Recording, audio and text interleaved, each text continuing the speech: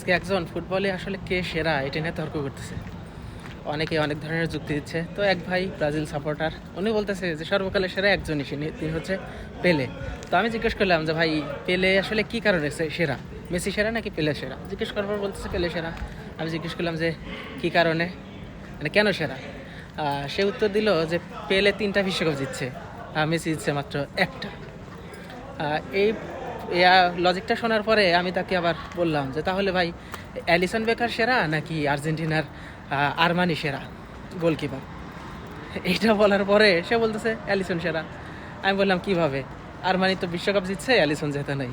আবার জিজ্ঞেস করলাম যে নেইমার সেরা নাকি দিবালা সেরা? তখন সে বলতেছে নেইমার সেরা। বললাম কিভাবে? দিবালা ওয়ার্ল্ড কাপ জিতছে কিন্তু নেইমার জেতে নাই।